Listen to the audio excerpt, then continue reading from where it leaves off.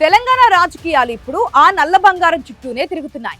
మొన్నటికి మొన్న BRS assembly పక్ష నేత హరీష్ రావు గనుల పర్యటన చేయగా ఇప్పుడు దానికి కౌంటర్ గా డిప్యూటీ సీఎం భట్టి విక్రమార్క, అటు తెలంగాణ రక్షణ సేన అధ్యక్షురాలు కల్వకుంట్ల కవిత సింగరేణి బాయిబాట పేరుతో కార్మికుల చుట్టూ తిరుగుతున్నారు. సింగరేణిలో ఏకంగా 1600 కోట్ల రూపాయల మెగా బొగ్గు స్కామ్ జరిగిందంటూ ప్రతిపక్షాలు బాంబు పేల్చడంతో సింగరేణి గనులు అగ్నిగుండంగా మారాయి.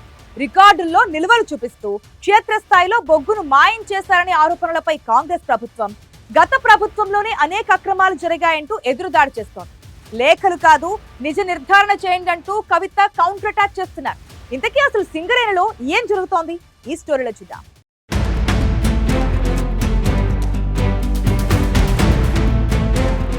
తెలంగాణ రాష్ట్ర రాజకీయాల్లో ఇప్పుడు సింగరేణి బొగ్గు కుంభకోణం ఆరోపణలు పెను ప్రకంపనలు సృష్టిస్తున్నాయి. సింగరేణి కాలరీస్ కంపెనీ లిమిటెడ్ పరిధిలో దాదాపు 1600 కోట్ల రూపాయల విలువైన 40 లక్షల మెట్రిక్ టన్నుల బొగ్గు మాయమైపోయిందనే అంశంపై ఇప్పుడు మాటల యుద్ధం నడుస్తోంది. సింగరేణి అఫీషియల్ వెబ్సైట్లో మందమర్రి, శ్రీరాంపూర్, రామగుండం, భూపాలపల్లి లాంటి 7 ప్రధాన గనుల వద్ద రికార్డుల్లో బొగ్గు నిల్వలు ఉన్నట్లు చూపిస్తున్నా గ్రౌండ్ లెవెల్లో ఆ బొగ్గు ఎక్కడా కనిపించడం లేదని బీఆర్ఎస్ వర్కింగ్ ప్రెసిడెంట్ కేటీఆర్ మొదట ఆరోపించారు. దీనిపై నిజానిజాలు తేల్చడానికి బీఆర్ఎస్ ఎల్పీ నేత హరీష్ రావు మాజీ మంత్రులతో కలిసి రామగుండం ఓపెన్ కాస్ట్ గనుల సందర్శనకు వెళ్లగా పోలీసులు వారిని అర్ధాంతరంగా అడ్డుకోవడం తీవ్ర ఉత్కంఠకు దారితీసింది.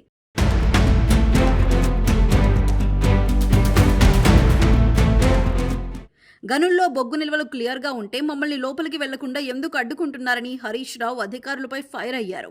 హరీష్ రావు ఈ పర్యటన సందర్భంగా కొన్ని సంచలన వీడియో సాక్ష్యాలను మీడియా ముందు పెట్టారు. ఓపెన్ కాస్ట్ గనుల్లో బొగ్గు లేకపోవడంతో అధికారులు రాత్రికి రాత్రే కేవలం మట్టి దిబ్బలపై నల్లటి బొగ్గు పొడిని పైపూతగా పేర్చి నిల్వలు ఉన్నట్లు డ్రామాలాడుతున్నారని హరీష్ రావు వీడియోలు చూపించడం కలకలం రేపింది. రాష్ట్ర ప్రభుత్వం సింగరేణిని నిర్వీర్యం చేసే కుట్ర చేస్తోందన్నారు.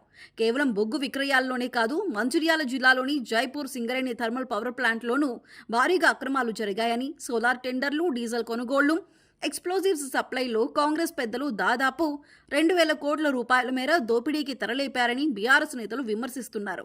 ఈ మెగా కుంభకోణంపై కేవలం లేఖలతో కాలయాపన చేయకుండా సిట్టింగ్ జడ్జితో కానీ లేదా సీబీఐతో కానీ పూర్తిస్థాయి విచారణ జరిపించాలని, నిజాలు తేల్చడానికి అఖిలపక్ష బృందాన్ని గనుల వద్దకు తీసుకువెళ్లాలని ప్రతిపక్షాలు డిమాండ్ చేస్తున్నాయి.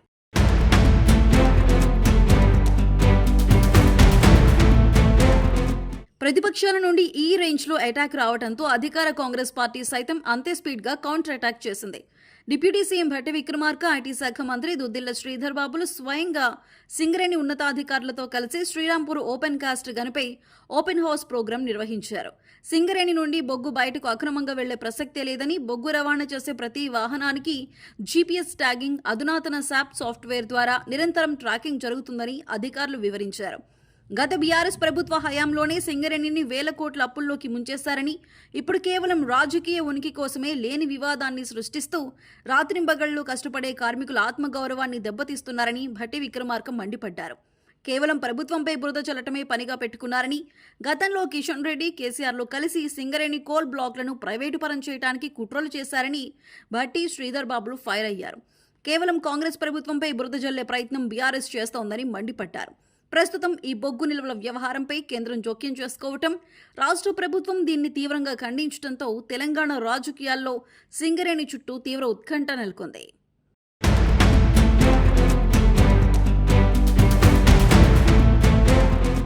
సింగరేణి చుట్టూ కాంగ్రెస్ బీఆర్ఎస్ కొట్టుకుంటుంటే ఇప్పుడు ఈ సీన్లోకి తెలంగాణ రక్షణ సేన అధ్యక్షురాలు కల్వకుంట్ల కవిత ఎంట్రీ ఇవ్వటం మరింత ఆసక్తికరంగా మారింది.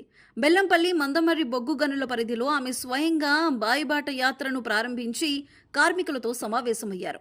అయితే ఆమె కాంగ్రెస్ ప్రభుత్వంపై విమర్శలు చేస్తూనే బొగ్గు స్కామ్ ఆరోపణలు చేస్తున్న హరీష్ రావు, అటు కేంద్ర మంత్రి కిషన్ రెడ్డిలపైన సంచలన వ్యాఖ్యలు చేశారు. సింగరేణిలో 40 లక్షల టన్నుల బొగ్గు స్కామ్ జరిగిందని, మాజీ మంత్రి హరీష్ రావు సరైన సమాచారం, అవగాహన లేకుండానే మాట్లాడుతున్నారని కవిత విమర్శించారు.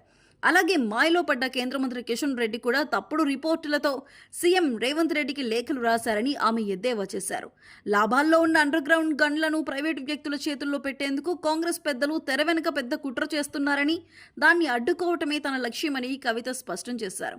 తెలంగాణ వచ్చిన తర్వాత కూడా సింగరేణి కార్మికుల పరిస్థితి మారలేదని, వారిపై యాజమాన్యం అత్యంత కర్కశంగా వ్యవహరిస్తోందని ఆవేదన వ్యక్తం చేశారు.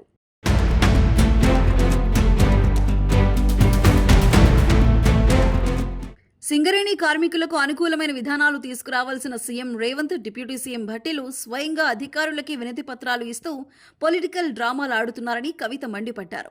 రాష్ట్ర ప్రభుత్వం సింగరేణి సంస్థకు ఇవ్వాల్సిన 50,000 కోట్ల బకాయిలను వెంటనే విడుదల చేయాలని హిందూ మజ్దూర్ సభ కార్మిక సంఘంతో కలిసి తాము కార్మికుల పక్షాన రాజీలేని పోరాటం చేస్తామని ఆమె హెచ్చరించారు.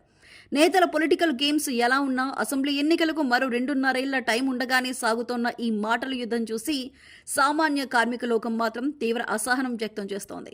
తమ రక్తాన్ని చెమటగా మార్చి దేశానికి వెలుగులిస్తున్న తమకు కనీసం మైనింగ్లో వాడే సరైన పనిముట్లు, గనుల వద్ద కనీస మౌలిక సదుపాయాలు కల్పించే పరిస్థితిలో కూడా సింగరేణి యాజమాన్యం లేదంటూ కార్మికులు ఆవేదన వ్యక్తం చేస్తున్నారు.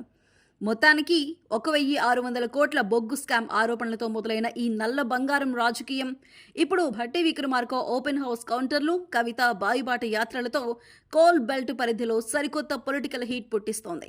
మరి ఈ ఆరోపణలపై నిజంగానే సిబిఐ విచారణ జరుగుతుందా, లేక ఈ ఫైళ్లు కూడా కాలగర్భంలో కలిసిపోతాయా అనేది చూడాలి.